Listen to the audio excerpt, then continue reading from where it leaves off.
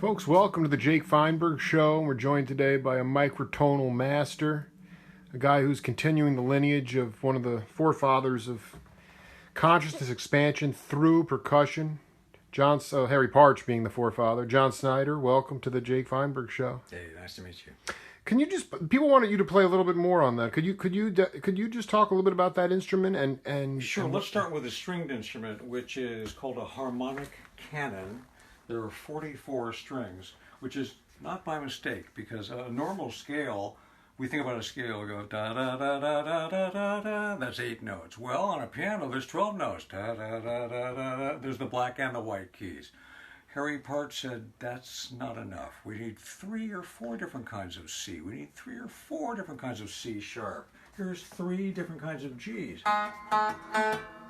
It's not the same note, right? This one's a little higher than this. This one's a little higher.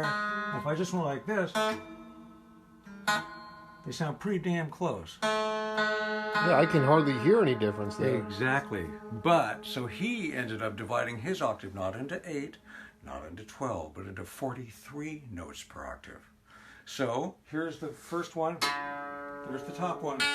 Normally there would only be 12 strings if it was a piano, but there's 44 strings, and that's what the numbers are.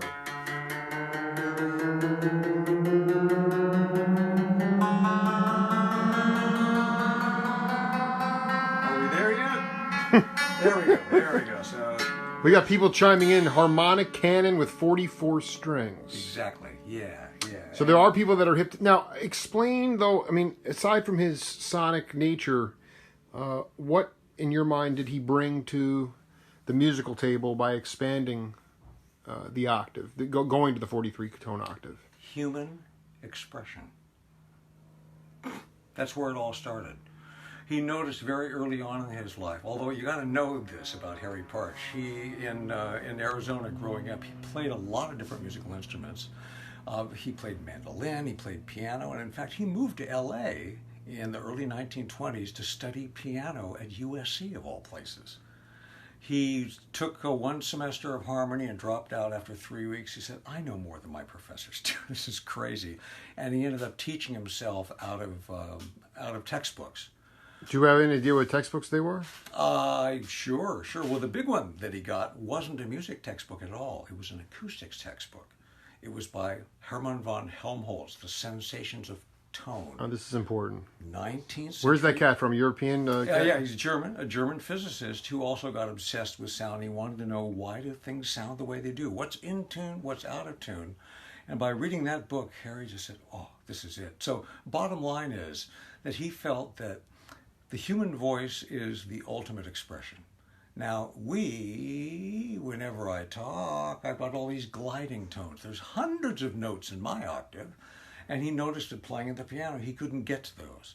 So he decided to invent this instrument over here, known as an adapted viola. He figured that strings would be the closest to the human voice because, of course, they don't have any frets on them. And so you don't have to just go... That was slightly out of tune. But that's fine. But you could also go... You get all those notes in between. So he ended up making the most unusual instrument. This was a viola, right? This is a viola body, a big body, 17.5 inches. He put a cello neck on it with cello tuners. And then these strings are an octave below the violin. So it's still G, D, A, E. And with this instrument in the early 1930s, he set a bunch of medieval Chinese music. Text by Li Po, the famous... Li Po? Yeah, exactly. The 17 lyrics of Li Po. So when things would go like this, when he would say... Hey, he would follow the voice with the instrument. So one of the pieces, for example, goes.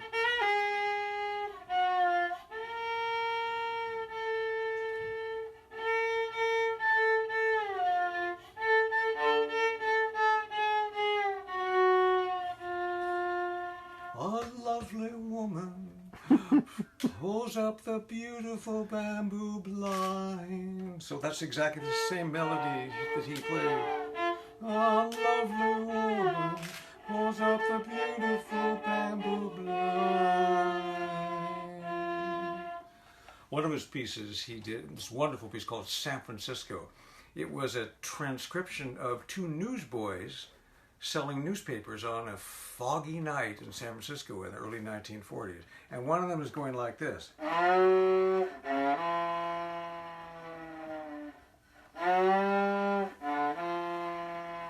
What's he saying? Chronicle, chronicle. Of course, on the other corner, there's the other paper. Examiner papy, examiner papy, examiner papy, get your papy. And in the meantime, he filled this with all of his wonderful string instruments in the background. So this is where it all started with Partch. It was making the scales match the voice, not making the voice match the scales of, let's say, the piano, like a grand piano. Making the scales match the voice. Exactly. That is deep. Yeah. How do you feel, even though you weren't around for it, the fact is, how is it able to be marketed to a mainstream? I mean, our listening medium at that time was records, and I'm wondering. Well, not in the 1930s when he was. No, but I'm talking about the delusions of fury. Yeah. Okay, and this 50-year the world of Harry Partch. Mm-hmm. This stuff was monetized.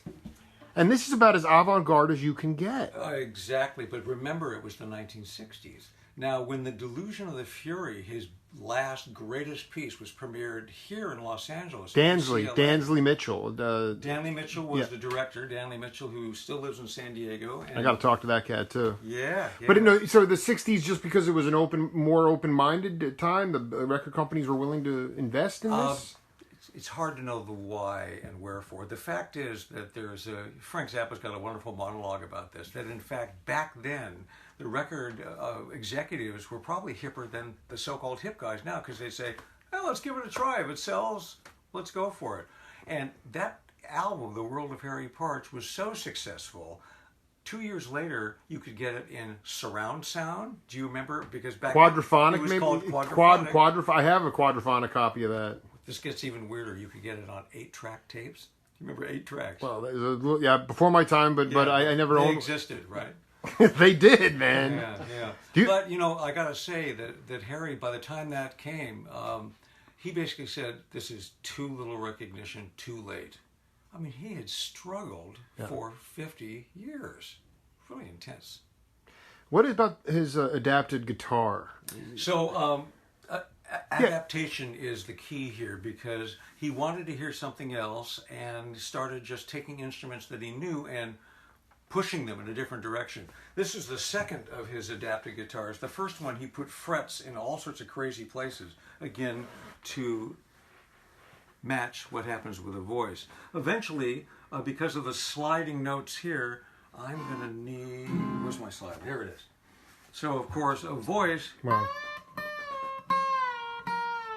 Right? He used to slide. But the really killing thing is how he tuned it. Here's all the open strings. It's a chord.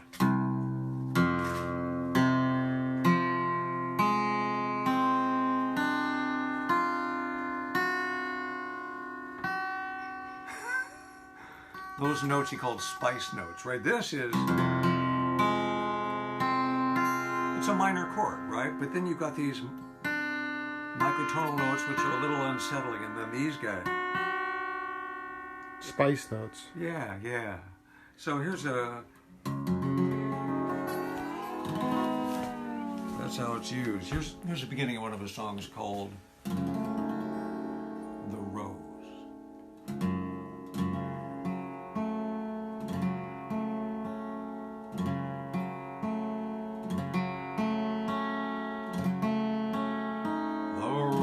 that blooms in paradise.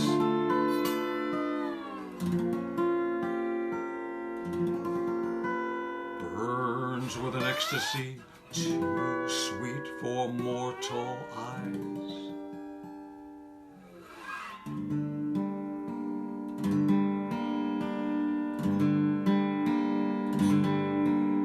But sometimes down the jasper row a petal falls toward earth and night.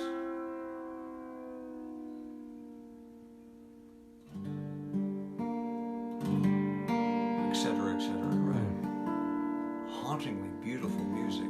The words come from a poet who lived in the Bay Area. Well, he was part of that whole beat poet scene too. No, he was there at the same time, but he was not a beat. But he did take. He hung out with He hung with them. I mean, what I'm saying is, you're saying that those lyrics to that song came from one of those poets. Not one of those poets. This was from a naturalist, a woman who actually lived in. She was one of the dune people. Do you know about that area? Well, the Bolinas area is more what I'm familiar with Lorca and the legendary poets there. But no, I don't know about this. It's a whole other scene that was happening down a little closer to San Luis Obispo. But that's another story. Tell me a little bit about. You just had a performance. Regrettably, we missed it. What does that look like to the audience? I mean, how many people are on stage? How long are the pieces? I mean, you're playing abbreviated They're stuff. all over the place. That piece was one of what he called 12 intrusions. They're songs. We just recorded these. It's going to be released in December. But Harry himself recorded them up on the north coast of California in 1950, and that's available on CD. 12 Intrusions by Harry Partch, including, now that piece actually also has a diamond marimba part that goes with it. We're lacking a lot of your apparatuses are They're up all on in Mount our Washington. rehearsal studio. So Yeah. just to the audience, because people want to know, can you talk about some of the other instruments that are actually in Mount Washington that we don't have today to show off? Well, let's go back over here Yeah. to those gongy kind of things, Yeah, right? the bottles. These are called cloud chamber bowls because Lawrence Livermore Laboratory in Berkeley was doing atomic particle research, and what they did was got these huge chemical holding bottles and corked them and put a particular kind of element inside, and then bombarded it and took photographs to see what sort of atoms went off. Brilliant. So one of Harry's buddies worked up there. His name was Marshall, and Harry came to visit and said, "Hey, those would make great gongs." So he got a bunch of them and cut them in half. Basically, he cut the bottoms off, and they made a sound, and the tops.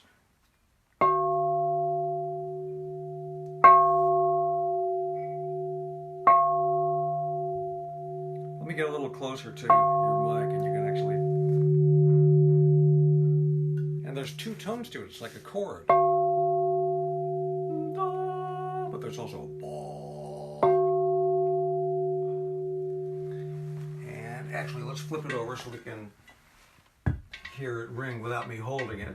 And here's one. The reason these two are here, these do not belong in the set because I have one hanging on the rack that sounds almost exactly like this. Again, once you cut these, you get what you get. And That's sadly, right. You're set with the tonal these ring. are redundant. So here's this one.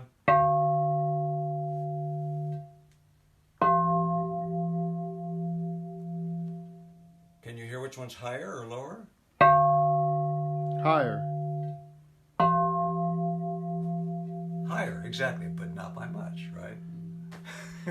So these are, he hung a rack of 12 of these. I also happen to have a bottom here that's kind of shallow. It has its own pitch to it.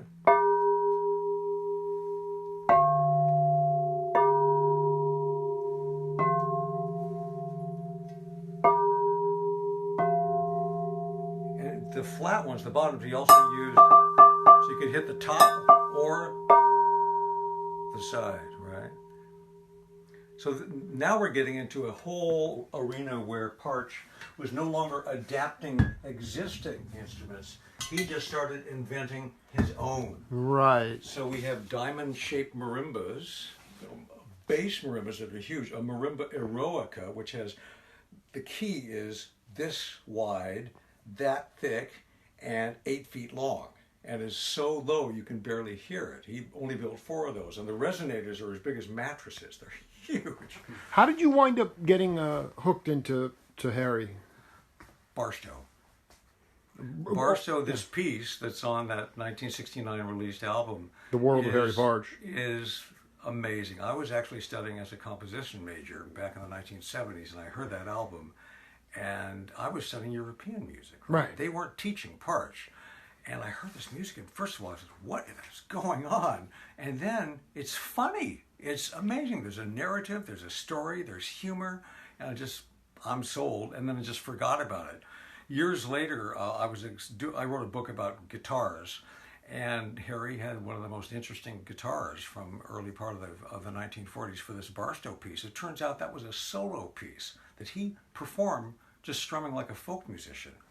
So I got a guitar, refretted it, and started singing that music, and made it, I recorded it and played it 1,000 times all over the world. People love it. But then I said, okay, wait a minute.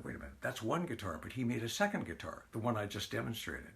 I had to see what that was like. So I made that by paying attention to his book, by the way. You can't just figure this stuff out by yourself. He wrote a book called Genesis of a Music. It was published in 1949 and republished in a second edition in 1974. It's available on Da Capo Press.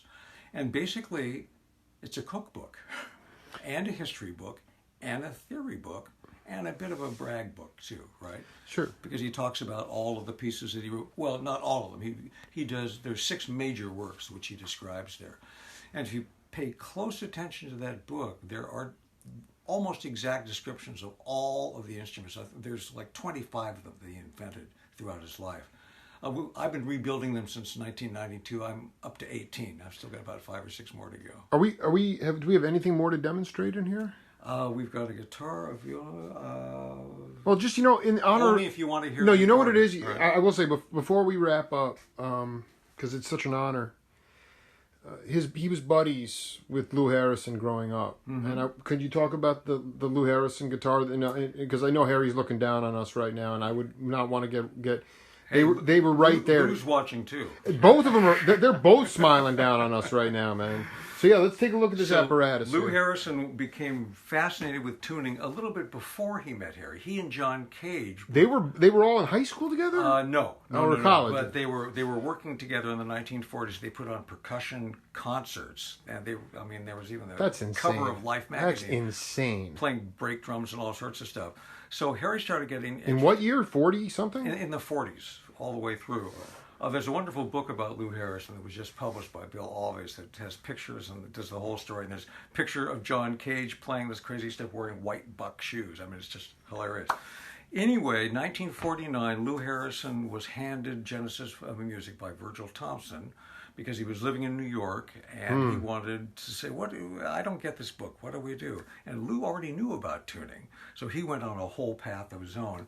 The last piece of music he ever wrote, remember how crazy that scale was we just heard on the harmonic canon? Those of you just tuning in, yeah. A reminder, here's 1 octave. Normally the scale goes, but this goes 43 notes. You there yet? A lot of notes. Now, having said that, so Lou got involved. Lou Harrison, this is a monstrous piece of equipment here. So this also has an octave.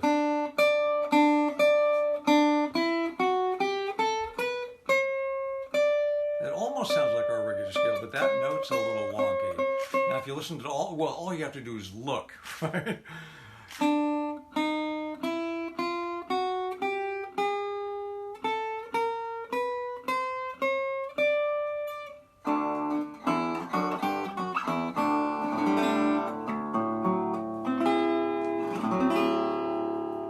That's a jazz chord, right? You're darn right that is. But it does sound like a guitar.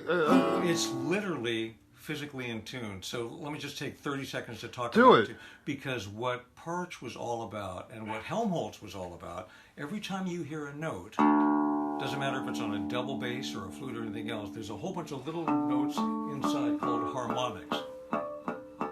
And those sound like scale notes, right? So all Harry said and all Helmholtz said, 150 years ago is, wouldn't it be nice if the notes in a scale actually match the notes that are inside our modern piano doesn't do that. So what Lou did was exactly what Harry did. He made instruments that matched the harmonics.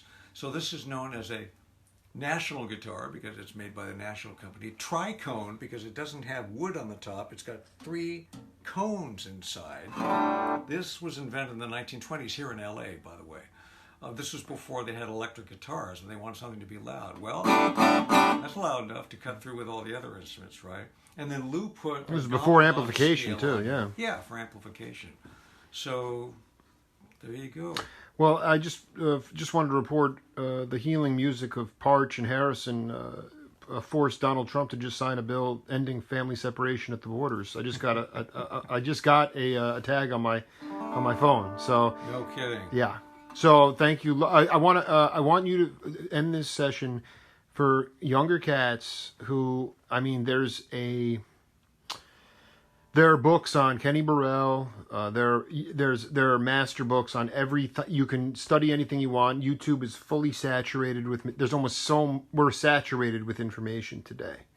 Check out Harry Partch. He also made films of himself. Oh, he did. No, but what I'm getting at is I want you to speak to the creativity, the ingenuity, and the inventiveness of Harry Partch and how he still is a completely significant figure in music today. Listen, he was the first indie artist. The first indie artist. Absolutely. He made his own instruments. Talk about DIY, right? He made his own instruments. He made his own scales. He made his living selling his own recordings. This is in the early 1950s. Nobody did that. He was the first person to create the first classical guy now. Duke Ellington had his own band, right? But Harry got together an ensemble and toured and worked with his own instruments, his own tuning, his own scales, his own players, all self-contained. He was also the first classical composer to ever use overdubbing. Which of his disciples? I have been vetted. My dear uncle, brother Emil Richards, Vince Delgado, so many cats that I've interviewed have worked with Harry. How close did you get to his? Have you hung with those cats at all? Sure. So I have a band called Partch. Partch. Get it to Tucson. Actually, I'll show it to you. Mazel tov. Right. Yeah. That's what we do. We play Partch's music. And there was one piece in particular that had some very strange instruments called boobams. That's an Emil special right there. Well, exactly. So I said to Emil, listen, we want to do this piece and revive it. Would you be interested in loaning us the boobams? And he said, sure. We're going to have to reconfigure them. I said, okay, I'll take care of it. I'll tune them. I'll retune them. So at Disney Hall, guess who was our boobam number 2? Emil Richards. He was on stage. Emil, you better be watching this later. He'll be tuning in. He'll remember that session. That's beautiful. John Schneider, I can't wait to come back and hang some more or go up to Mount Washington to see the rest of with those bass marimbas. I just want to keep diving into Harry Partch. The guy he's been, him and Lou have been major spirits on this trip. Once you dive in, it's a deep dive. There's a lot there. Well, you're deeper than I am, so I'm glad I was able to see the light at the bottom. Much love to you, John. This is the Jake Feinberg Show. We'll be back in a little while.